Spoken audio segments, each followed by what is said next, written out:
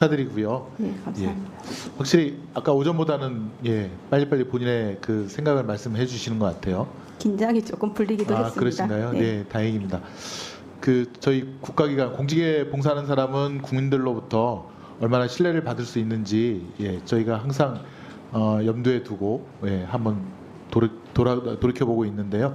헌법재판소는 혹시 국민들로부터 얼마나 지지를 받는지 업무 보고를 받거나 들으신 적은 있습니까? 현재까지는 후보자의 입장에서 업무 보고를 제대로 받은 것이었기 때문에 그 부분에 대해서는 잘 알 수 없고요. 다만 언론에 나타나는 어떤 비판적인 시각도 있을 수 있고 긍정적인 시각도 있을 수 있다고 생각합니다. 네, 매우 잘한다 혹은 잘하고 있다를 포함하면 국가기관에 대한 신뢰도가 헌법재판소가 28%라고 합니다.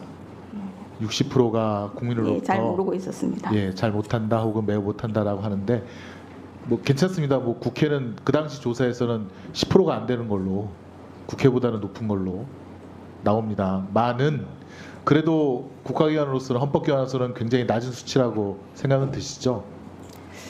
그런데 이 재판이라는 것은 항상 재판에서 승소하는 쪽과 패소하는 쪽이 있기 때문에 승소하는 쪽은 결론만 놓고 볼 때 잘한다고 말씀을 하시고 패소하는 쪽은 결론만 놓고 잘못했다고 하시는 경우도 왕왕 있습니다. 네, 그러니까 제가 드리고 싶은 말씀은 이제 잘못한다고 평가하시는 국민들 중에는 거기에서 재판 지연 때문에 답답하신 분들도 계실 거고 또 여러 가지 사유가 있지 않겠습니까? 네, 그럴 것입니다. 그때 예전에 이제 박근혜 전 대통령 탄핵 때에는 헌법재판소에 대한 국민적 성원이 가장 높았던 걸로 그렇게 또 보도에는 나오고 있습니다.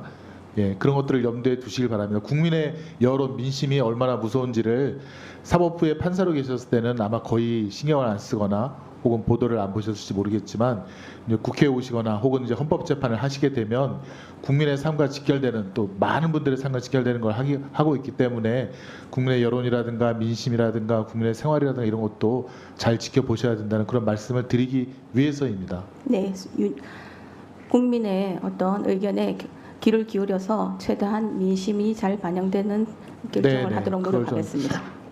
그다음에 제가 또 이런 질문하는 이유가 예전에는 국회가 국민 신뢰도가 제일 낮았다고 하는데 요즘은 혹시 어딘지 짐작가는 데가 있습니까? 그것보다는 조금 높아졌을 것으로 추측이 됩니다. 국회보다 더 지금 국민의 신뢰를 잃어가고 있는 곳이 있는데 그것이 바로 대통령실입니다. 대통령실이 최근 여론조사에서 1등을 차지했고요.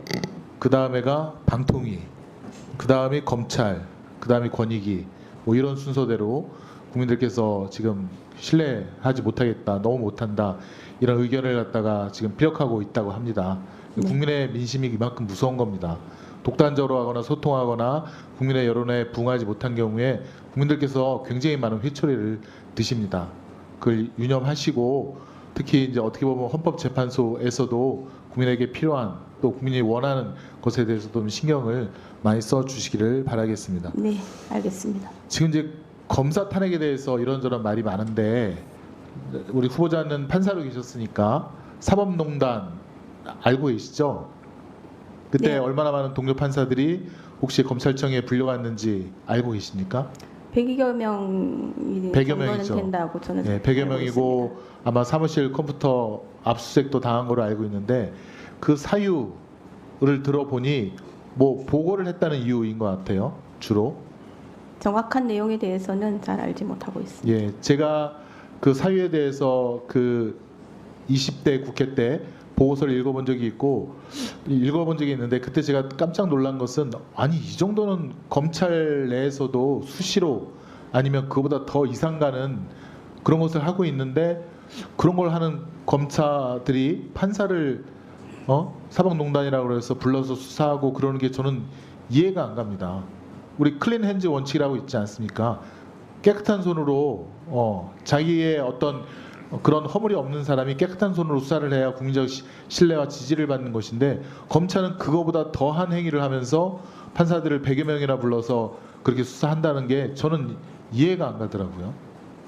그래서 또 다른 걸 보니까 검사 그 범죄 기소율이 혹시 몇 프로인지 아십니까? 잘 모르고 있습니다. 0.1%입니다. 2만 건이 넘는 국민들이 검사에 대해서 이런 범죄 혐의가 있다고 고소고발을 하는데 기소된 것은 고작 19건, 아마 그 19건 중에는 음주운전이라든가 뺄 수 없는 어쩔 수 없는 것들이 아마 대부분일 것입니다. 제가 이런 말씀을 드린 이유는 검사는 판사보다 더 나쁜 짓을 해도 또 범죄 행위에 관련이 돼도 수사를 받지 않습니다. 기소권 수사권이 다 검찰에 있으니까요. 심지어는 검사가 뇌물을 자기 통장으로 받는 경우도 봤습니다. 그게 뭘 뜻하겠습니까? 자기 계좌로는 압수수색 안 당한다. 그 자신감의 발로 아닙니까? 수억 원이나 되는 돈을 범죄를 저지르면서 자기 통장으로 받아요. 그게 김모 부장입니다. 서울중앙지검에. 그런 검사에 대해서 국회가 국민의 이름으로 탄핵 절차를 진행하려고 합니다. 왜냐?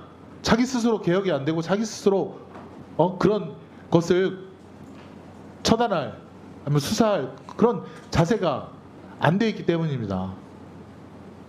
그래서 탄핵을 하는 것이고, 아까 김용민 의원께서 얘기했지만 탄핵은 파면이라는 징계 절차 중에 하나고, 많은 일반직 공무원들이 징계에 의해서 파면, 해임, 뭐 정직, 감봉 이런 거 다 당하지 않습니까?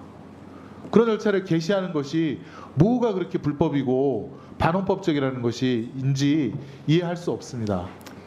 그 박근혜 전 대통령 탄핵 심판 결정에서는 헌법상의 어떤 탄핵 절차는 일반적인 징계 절차인 파면과는 조금 다른 성격을 가지고 있다, 이렇게 판단을 하고 있습니다. 좀 더 말씀드려도 될까요?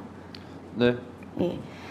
그것이 이제 탄핵 절차 자체는 헌법에 규정된 것이기 때문에 그 요건이나 소추체와 판단의 주체가 다른 것이기 때문에 우리가 통상적으로 국가공무원법이나 이런 데서 말하는 검사징계법이나 이런 데서 말하는 파면과는 완전히 동일한 징계로서의 성격만을 가진다고 표현하기는 좀 어려운 점은 있습니다.